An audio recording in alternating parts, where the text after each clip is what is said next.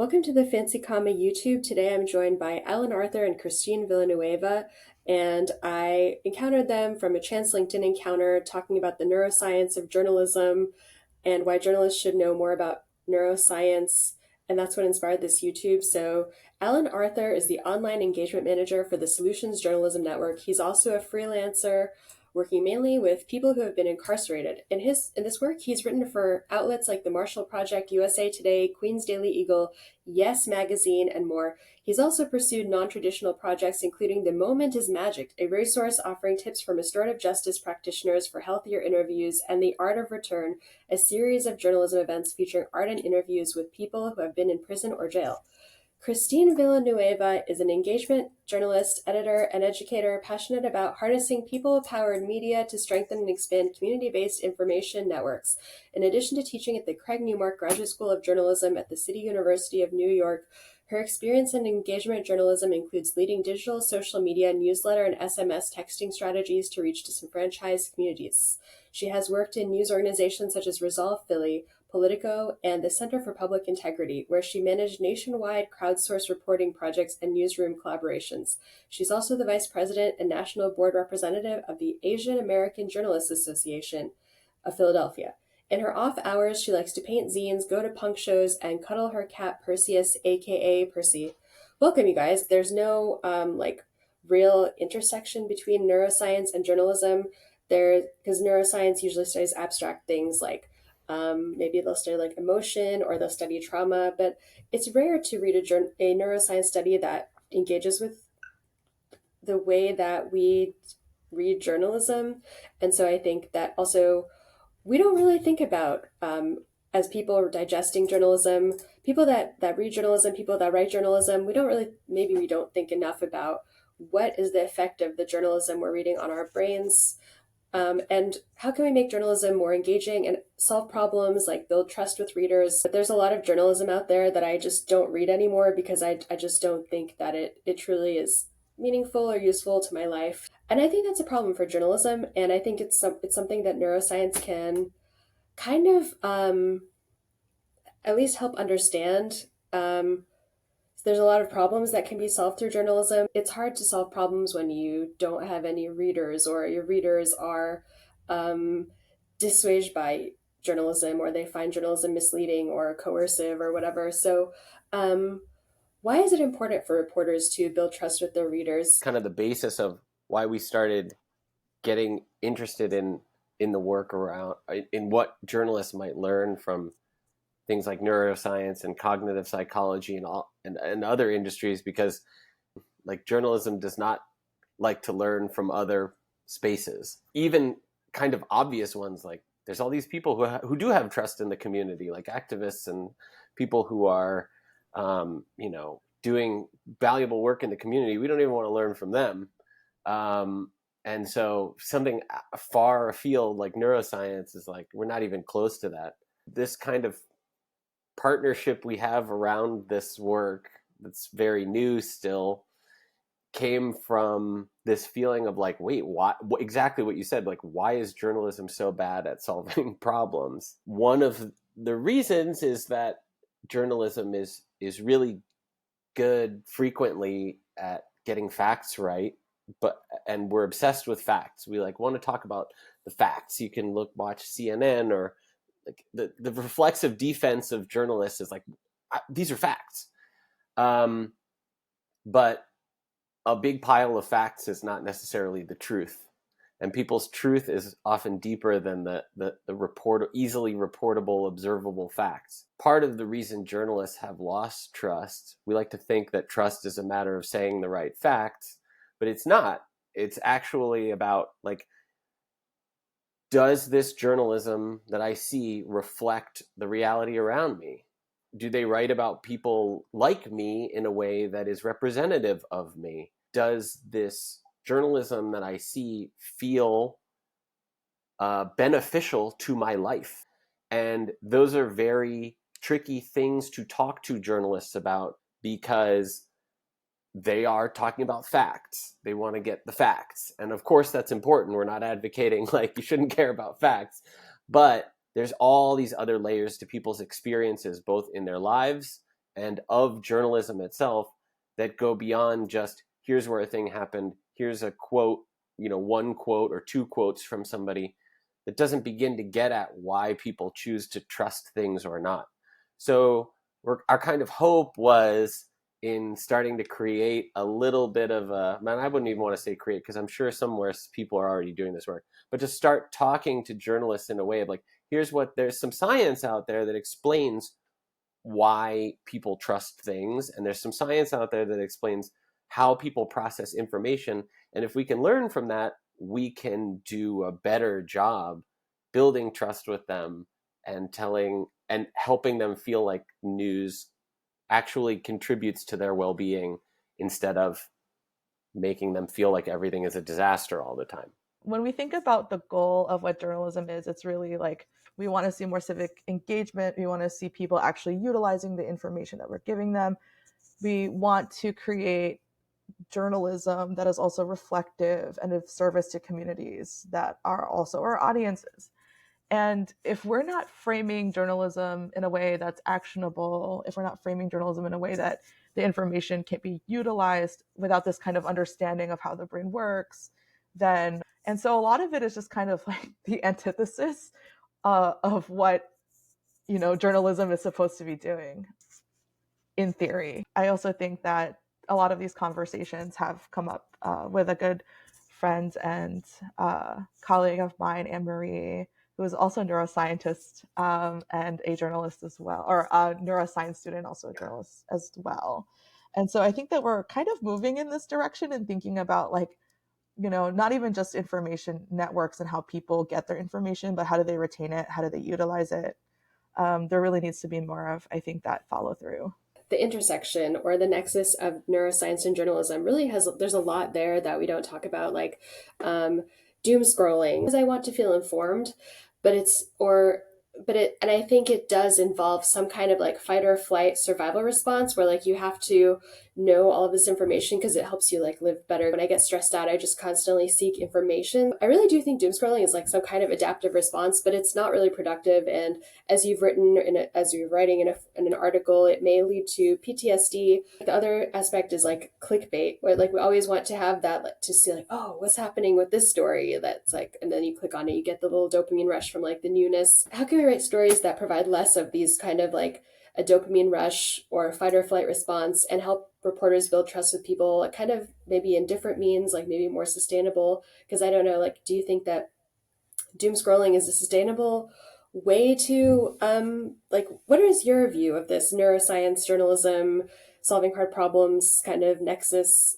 It's interesting to kind of talk about it because when you're in it, it's like having to kind of demystify the industry a little bit. I think in part of clickbait also includes what we would in the industry call a curiosity gap. And I think a lot of people have seen these, let's say in Instagram posts where it's just like, I don't know, some random ridiculous thing. It's like, we're not giving you enough information, and we want to see some of those clicks and page views, which, I know a lot of people will say newsrooms need to make money. I think that it's not a sustainable thing because you're not necessarily like, yeah, again, like providing that kind of service. So a couple of things that I think would be super helpful is, one, actually relaying to your audience what your objectives are in the coverage that you are, producing. We've seen a lot of this stuff for COVID-19 coverage. Political coverage is often like, how do I use this? How do I utilize this in my everyday life? And if you're not providing meaning, if you're not actually communicating these objectives, then, people are going to feel like they're looking for something. They want to feel like they need to be more prepared for things, especially if we're in this world of a lot of uncertainty and turmoil. I think one of the things that I am also now a huge proponent of is what folks in the industry are now calling slow journalism. I know that breaking news seems to be like the big thing right now, or like forever, basically. But my hot take is really like breaking news is used pretty liberally, right? Like, what is the utility of breaking news? I think slowing down, both internally in the newsroom to actually make these judgment calls on how we could accurately frame things, how we could actually communicate what those objectives are, will actually help people retain and utilize the information that we want to put out. It's also something that I affectionately call barbecue journalism. The longer you take, the more layers there are, the more, I guess, the easier it is to take in, right? I love that because I'm a huge slow cooker person, and I also am very deliberate in my writing. Because the research writing takes forever because you have to collect your sources, then you have to synthesize the information, and by the time you're done, like, but my writing process takes sometimes days. Sometimes it can take weeks depending on what's happening in my life. Sometimes when I read the news, and I don't know if you guys do this, there'll be like several days, like, so let's say something happens, then there's like several days where I can't read the news because it's just all speculation and like hot takes. No one knows what's happening until like several days later. If possible, like, breaking news is like really, it's really good to stay informed, but I think slow journalism, especially for people that like analysis, like if it's possible, like I don't know how possible it is to do slow journalism when the given, either in Ukraine or in, Israel Gaza conflict. There is also like a neuroscientific aspect to all of this, like war news that's coming out. It's been a lot. Like I've been watching the Disney Channel, no lie, because it's a lot to process. It's unavoidable. Um, do you have any, Christine? Because you've written about, and I don't know if your story has been published yet, but you did a story about kind of like the neuroscience of journalism, and you talk about trauma. Um, what do you have any advice for our viewers about processing trauma as either a reader or as a journalist? Because you've done a lot of work in the trauma informed field also. Individual journalists, I think it's one really difficult, I think, to have to take a step back and prepare yourself to be able to experience this. I guess depending on your beat, ongoing crises. I think there are a lot of folks who have had PTSD and depressive symptoms, having covered COVID-19 explicitly, or only without having breaks in between, for example. People who have consumed 6 or more hours of news, for example, the week following the Boston bombing in 2013, uh, had more symptoms of acute PTSD, or acute stress, um, rather than the people who are actually there who have experienced it. I also think something that folks don't really consider when they're journalists is that you can actually get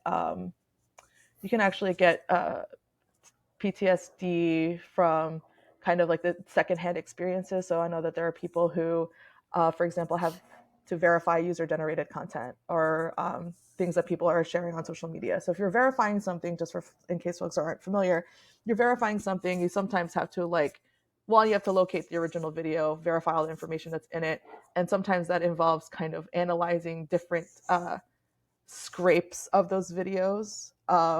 It gets harder with like deepfakes and stuff, but scrapes of those videos, and sometimes you're watching them over and over and over again, and that it does something to your psyche, for sure.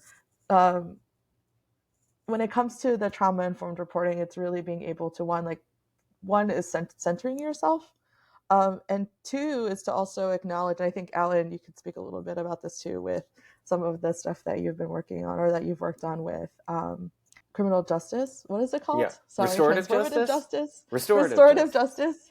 Yeah, it's justice practitioners. But it's also, sitting down with folks and saying like, this is really, this is something that's honestly really heavy. I think that a lot of the time where traditional journalists will try to separate themselves from that fact, but in reality, you're actually building more trust by having more of these human, more of these human connections with people, and being able to also notice whenever, for example, your interviewee is clearly showing signs of distress, prioritizing that person's well-being over getting the story. I think this is also something that has to do with slow journalism too, right? Because if someone is giving you their story and it's a really hard story to give, especially if there's someone who hasn't actually shared their story with you or with anybody, and this is the first time they're actually processing this out loud. Sometimes journalists are the first ones to ever hear that, and that's not something you can necessarily take lightly. And I don't think that's something that could be rushed if we're prioritizing, people's humanity over reducing people to kind of words on a page, right? There's a lot of news, like especially I'm really worried about people's minds with all of the wars happening. And I think, as I've talked about on our YouTube before, I think it's because as a society, we don't really think about trauma. And so if we did really think about trauma and know its effects on the brain and stuff, we wouldn't kind of be in so many wars, or like we would drive better and all this other stuff. And now I literally can't do anything without seeing like war footage on my Twitter, on TV, and I'm trying to avoid it because I already, I work really hard to keep my mental health, like good and to stay grounded, but it's just becoming really difficult. And it's part of it is because the world, that's what's happening in the world, and like but a lot of it is like, and also when I see all the journalists reporting from those regions, I'm just like, that guy is gonna get hella PTSD, and it's just like kind of sad. And then there was a really good quote that I forget who said it, but it was like a Hispanic reporter in SP Society for Professional Journalists that was talking about like the dehumanization of people, like in like for example like in border coverage. And I think that there's also like a really dehumanizing component in war coverage also that I personally think is very traumatizing for people to read. And I kind of wish there was like a label on like war coverage is like, warning, like if you read this, like you might get PTSD even more than someone that has actually been to a war, because like you're just like minding your business, then you see this like really horrific photo and you can't stop thinking about it. That's happened to me before, where I just kind of like something gets seared into my mind, but I wasn't there. But it's like you could definitely have that same trauma response. It's kind of a separate challenge from building trust with journalists, but it's definitely very related to your neuroscience in your brain, how you process information. It's kind of soul crushing to be in so many wars. As journalists, we definitely need to be really proactive about, first of all, being careful of our own mental health, because journalism isn't a field known for good mental health. It's very competitive, and there's very little pay, and the stuff you do is like really tough. And Ellen, you've talked to social justice practitioners. What have you learned about trust building from those conversations? So my work is largely with people who have been incarcerated, and that's been ongoing for about 6 years. Through them, I've met so many people trying to do, I don't know if maybe they would call themselves social justice advocates or something. I don't know. Some are very humble about what they do. They might say that's more than they're just trying to give back to a community or something like that. But yeah, generally, they're people who are working for to keep kids out of prison. They don't want people to go down the route that they went down. They want to save kids from harm. They want kids to put guns down. They want kids to get good educations. There can be job training. There's mediation, all that kind of stuff. They're helping people come home from prison. And yeah, so I've been able to meet people doing a lot of different things. It's how I learned about restorative justice and the applications that might have for journalists, which Christine was really touching on, about slowing down, about trying to learn more about what the actual process of sharing a story feels like and what the expectations that they have of a journalist is on the other side. I think that there's another category of people that I've been able to kind of meet with and chat with here and there. I've never really done a story about it, but they're what's known as violence interrupters. And violence interrupters, for anybody who doesn't know, are basically street mediators. I mean, they're people who mostly are formerly incarcerated. Many of them were in gangs or have committed acts of harm, and now they are very, very, very credible in among people who are in a street life. And when they have their ears to the ground in a very, very, very genuine, holistic way, and they are able to intervene in street conflicts before, hopefully before somebody loses their life or is badly injured. It's kind of like an old sort of like cliche in a way, but the biggest thing I learned from them is that people do not care how much you know until they know how much you care. That is like the ethos of everybody trying to do grassroots, like anti-violence work. If you come in and you're like, I have a degree from such and such in criminal, it means nothing to people who every minute of their life is a life and death battle. They do not care. They don't care what school you went to. They don't care what newspaper you work for. In fact, if you say you work for the New York Times, they might think you're even sillier and goofier than the person who works at a small paper.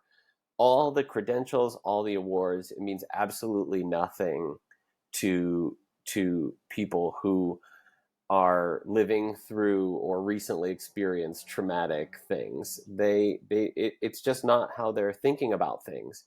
And so if journalism really wants to build trust, we have to be demonstrating care. Like, not just saying we care, not just talking about how we care. We have to be showing it. It can be in our coverage, it could be in our websites, it can be in how we interact with people in communities, it could be in how we plan events. There's a million different ways to do it, but we have to be showing it all the time. And we have to be talking about it. We have to be telling people, we are doing this thing because we care. We care about you and we want X for this community. And so we are doing this. This is why. And journalism is historically very bad at that. And in fact, often do the opposite. We go out of our way to sort of say, like, I'm a dispassionate middle observer. But that's actually the worst possible way to build trust with people who are on the ground fighting basically life or death battles in their communities every day. They see us not as dispassionate observers, but as vultures who want to pick at the bones of the dead in their community and to feast on their tragedy for our own success and personal gain. That's how they see us.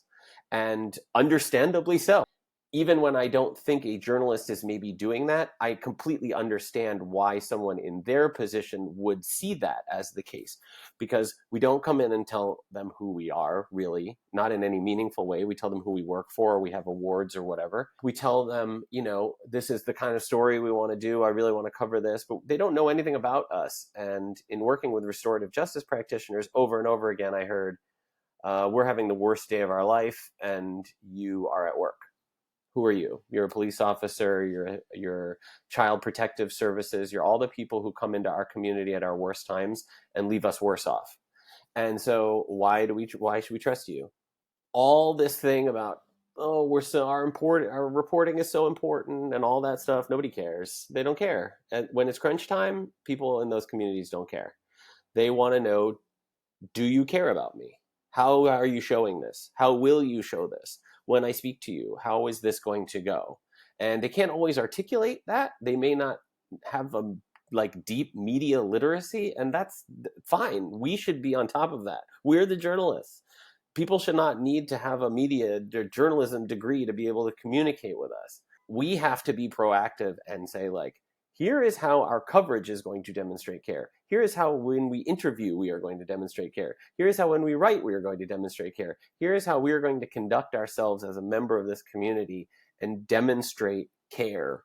And that was a huge lesson from restorative justice practitioners for journalists. I wrote this thing called The Moment is Magic for an organization called Free Press that people can check out if they want. But basically, it's about how do you demonstrate care? How do you show people that you are trustworthy for them to entrust you with their story, which is a very deep and sacred part of them. You cannot build trust with credentials, with, book smarts, unfortunately. I wish I could, but that's not how it works. You have to be present. You have to be there. You have to be conducting yourself in a way that is trustworthy. And as you accompany them through very difficult moments, as you accompany the community through whatever it's going through, you have to be showing them you care. Only then do they have any use for you as a resource in their life, in maybe telling their stories or helping you in your work in some way. And that's how it goes with these kind of violence interruption things. If you send in a college professor, they don't care about that. But if you send in somebody who did 20 years and was in that person's shoes and made the wrong choice and knows that life, They have a much, much, much better chance of understanding that person that's in it right now. And they frequently show that care by listening first. They don't come in like, hey, let me tell you all about me and why you should trust me. They come in and they listen. What's going on? Where can we start? And they make sure everybody feels heard first. Then they get into all the other stuff. That's another thing journalists are really bad at. They're like, we have a story. We're going to come in and here's what's going to happen. And that's just not a recipe for trust or building any connection over time. It's quite difficult because I learned this as a science communicator in the pandemic, and people don't get. I mean, scientists find data very convincing and very persuasive, but people by and large don't. And building trust as a science communicator is very difficult because it requires you to look past your pedigree as a scientist or your degrees and just get down and dirty, not down and dirty, but just to actually have a conversation with someone that's not about like, oh, I'm from, Harvard. I used to work at Harvard Medical School or something. Like that's why what I have to say is really important. And I guess that's kind of like a parallel that science communicators, and I'm also a science journalist. There's so much that scientists and writers can learn from journalism as like because I've heard that journalism is a service field. So it's like it should be serving the people the readers. Ideally it is, but yeah, I mean, ideally. sometimes when I'll read an article and I don't read it, I'm like, I know what this article is going to be about, and I don't want to have anything to do with this article. And that's like another thing that a lot of journalists get into journalism because they want to solve difficult problems. And now that I'm a journalist, I can sort of see this happening in the news. Like, for example, the debt ceiling negotiations was one that the news got like all about. They just kept talking about like how there's no debt ceiling deal. And I think that forced the Congress to act. Obviously, one goal of journalism is to kind of expose these things so that they can get public attention and get public action. What advice do you all have for journalists who want to solve difficult problems through their work? I mean, this is right into what a lot of our research was around. I think that there are a lot of things. I'm looking at it more from the industry perspective. I think that there are a lot of things at the industry that actually have to change before we could actually effectively find solutions to very big problems. I think that journalists are very competitive. I don't think that, I think a lot of the times we don't always play good with each other in the sandbox. I think that this is changing a lot though. There's a lot of really amazing collaborative reporting, particularly around climate justice issues and similar very big looming problems that seem really complicated. I also think that journalists have to start looking outside of the industry in order to solve these problems. We've looked at neuroscience as a way to kind of hack some of the problems that we have in terms of communicating to the public, right? There are other fields, there are other people, there are a lot of other also personal experiences that need to be accounted for in a way that is valued for their experience that we as journalists don't typically do because of aforementioned pedigree or some sort of like arbitrary standard that we're setting for people. I also would like journalists to think about what their piece of the solving the problem is. I think that the expectation sometimes when you're in journalism is like, I'm going to write a thing and it's going to solve a problem.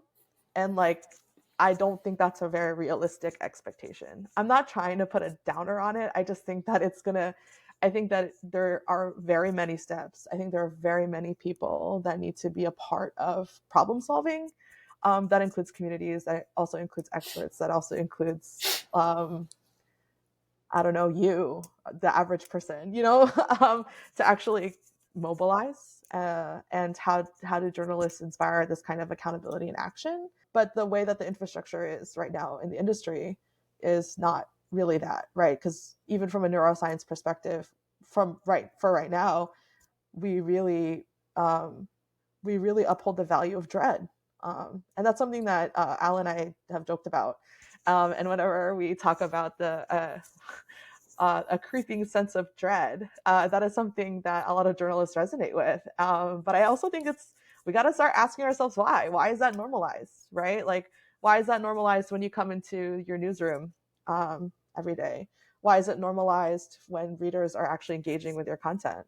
Before we solve a lot of these big these roots, we won't really be able to affect the kind of change that we hope to see. But I also want to say that journalists should also consider really looking into systems thinking. My shout out to my therapist, but my therapist and I often talk about this. This has also been I love inspired. that. Can I Go just say, therapist. shout out to my therapist as well. Yes, therapy, Shout out to it that works. therapist, y'all. Shout out to my therapist. Yeah, I mean, I think my therapist and I have also talked about like systems thinking and really looking at, okay, if we see a problem from a certain level, you have to also think maybe 2 levels above what that is to really start to understand how systems work and how they also affect the average person. And that's something that journalists don't really have a habit of doing. And I would also say that a lot of the problems that we have are also global. That's not really meant to scare people. I just think that it's really meant to. There are a lot of perspectives that I think that are missing because we don't consider global perspectives also. Well, I'll say that for the way we kind of came together around this was we presented on this at 2 recent journalism conferences, and a big part of it that always is very surprising to people is that basically, and this is kind of a big piece of the neuroscience, is that journalism is really good at activating a part of the brain called the amygdala. And for people who don't know, the amygdala is where fear and paranoia and making snap judgments about people and sensing danger, a lot of that is centered in the amygdala. And journalists are really, really good at firing people's amygdalas. And in fact, there's research also connected to what Christine was talking about around the Boston bombing, that the amygdala is where hyperarousal sort of happens. You are in the state of sort of simmering anxiety and sort of stress all the time. Eating is difficult, sleeping is difficult, you're sweaty, or you feel cold, or you can't focus on things. And significant consumption of journalism is linked to hyperarousal. And hyperarousal is also a symptom of PTSD.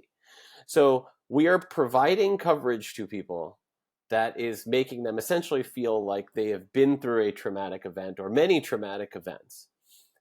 The other problem with that is that when your amygdala is firing and going crazy, your prefrontal cortex shuts down. And your prefrontal cortex is where you make rational decisions or cooperate and think about problem solving. If you've ever been in a big giant argument, you know that if somebody stopped you right in the middle and said, "Can you cooperate with this person?" You'd be like, "Get the hell out of here. What are you talking about? I'm not this person. I don't like this person." So that's like that example in like little microcosm, that kind of feeling. And so if journalism actually wants to solve problems that require cooperative problem solving, we are activating the exact opposite part of the brain that we should be activating. We are actually activating a part of the brain that makes cooperative problem solving almost impossible and makes it much more likely that we will act selfishly, that we will that we will distrust people who are unlike us, that will distrust others in our community. It's bad. It's really, really bad. You cannot, I mean, and I'm not advocating necessarily for particular changes or whatever, but let's just assume, hey, most people feel like climate change is a problem. If we are going to solve climate change, we're going to need some kind of cooperation. It's going to involve working with people that you don't agree with. It's going to involve working with people that are different from you, that may have different perspectives about things. It's going to require global cooperation. Reducing crime in a neighborhood requires some level of cooperation. And we have put people in a state where they are almost unable to cooperate. That is a massive, massive, massive problem. And so we need to, there's no world, as you said, in which there's no horrible news out. And we are not ever suggesting that people ignore the bad news or like that journalists shouldn't be covering it or anything like that. But the bad news by itself is not digestible. It's only firing that part of the brain, and that brain is not very good at actually helping you make sense of things. It's great at helping you make a snap decision, but if you want people to cooperate or understand each other more deeply, journalists have to begin, whether it's slow journalism, whether it's systems thinking, it can be service journalism where you're specifically answering questions or creating resources to help people navigate certain things, whether it's solutions journalism where you're reporting on how is some community or city or country fixing this problem and getting results, not perfectly, it's not 100%, it's not a silver bullet for everything, but somebody's making progress to show people, wait, this is solvable. Unless we're diversifying how we report on things, all we're going to fire is that part of the brain that leaves people basically useless in terms of cooperation and cooperative problem solving, or even having a common sort of mission, and only leaving them in a state of despair and disengagement, as you were talking about. Like, I just can't watch it. And that's a problem because people do want to be informed. But there's this, doom scroll loop that you fall into, and you read the news for 4 hours and you're miserable, and you don't feel like you know anything more than you did.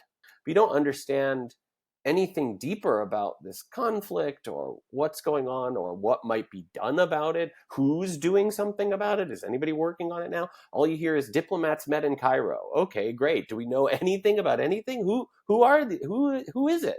Are there conflict mediators there? What's happening? We don't know anything. So there's this idea in food science that I'm weirdly obsessed with that's called vanishing caloric density. And it's something that food companies really want to do.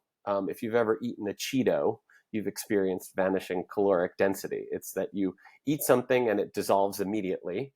And so you're ingesting 1 billion calories, but you never feel full.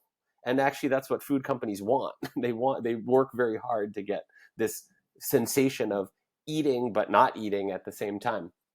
And that's what doom scrolling is like. Your brain is like, I'm ingesting information, but it's never actually satisfying the part of your brain that wants to be deeply informed. That's because we are coming at this one way. Outrage, misery, despair, tragedy, pain. That's it.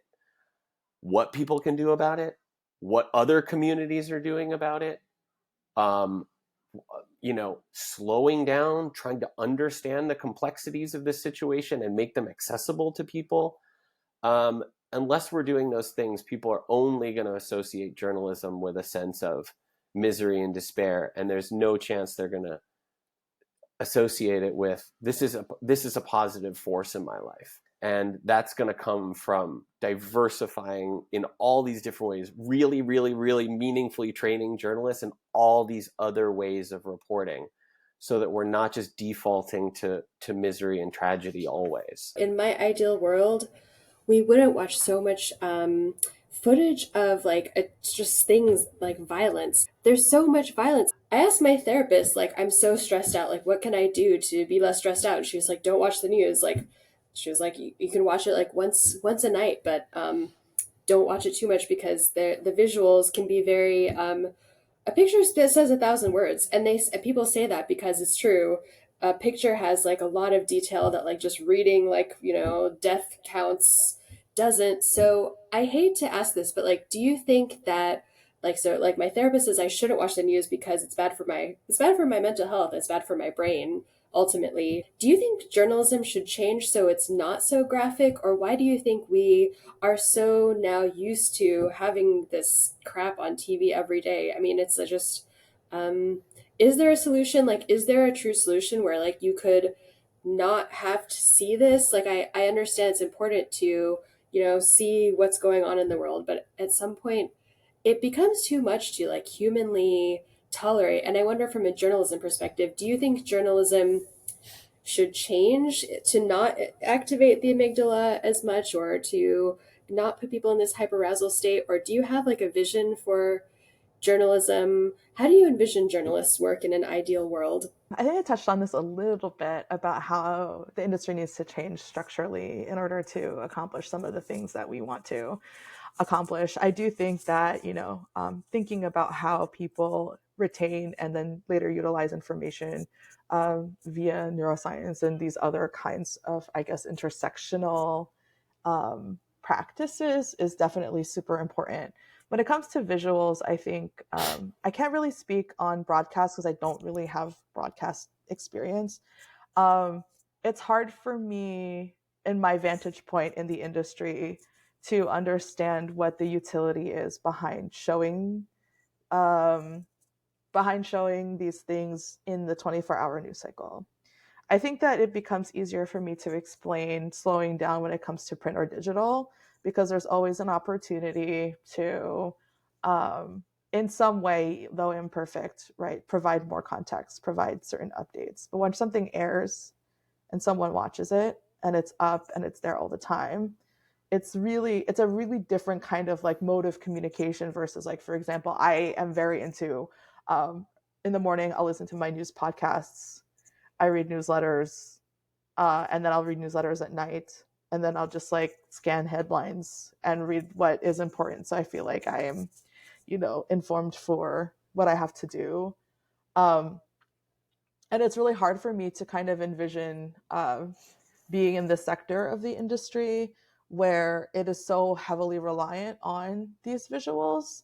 I also think that like there's a time and place for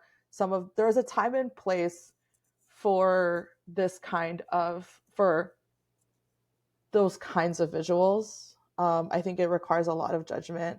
I think one really good example that I could think of is, and it also depends on where the communities are or your audience is in terms of what the ongoing dialogue is. I think that there is, I think depending on the context, there is a lot of danger in also hiding things from the public that could honestly be incredibly dangerous. But I also think it has a lot to do with the framing. It has a lot to do with like where we are in terms of our critical understanding of certain issues.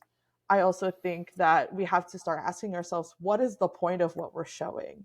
And a lot of the intentionality behind the framing and the listening to your audience is completely lost if you're just stuck in a 24-hour news cycle. Because I have this media critique as a journalist that's like, there's too much violence. And I guess I feel like you also agree that there is a lot of violence. And I wonder, do journalists themselves that are reporting, like in broadcast, do they actually also agree? Because it's like, it's not possible to watch it sometimes, like regardless, like, um, it just, it's a lot. It's just truly a lot. And it's not only on the TV anymore. These days, it's on social media. What else is there? Just social media and television. That's it. I mean, that's all we get our news from. So it's tough. Like a 24-hour news cycle when there's two wars happening is just tough. And it's tough for journalists and it's tough for people. So I wonder if this all this war will change how we do journalism. Like I would love to see less war coverage on TV and more like action solutions happening with the actual government leaders. Like they and I agree with you as well for the you were talking about people watching user generated content, and there's a lot of, I don't know if you know this, but like for AI, for example, AI doesn't categorize that stuff properly. So for like Facebook, they have a content moderation team that like watches like graphic stuff, and they have to label it themselves. So if AI could do that, then we could actually like filter out a lot of graphic content, like with an algorithm that like does that. But I don't think we're there yet. But until then, I really feel like as people of the world, we all have to protect our minds so that we can use our mental energy for actually solving these problems rather than just getting like way too caught up in them and getting traumatized by them. So, um, I really think that neuroscience is really relevant here because without an understanding of neuroscience, it's hard to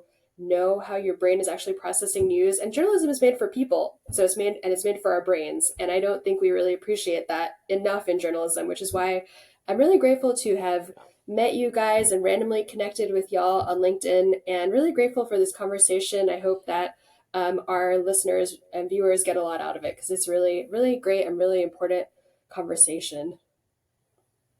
Thank you for Yeah, having thank you us. for having us.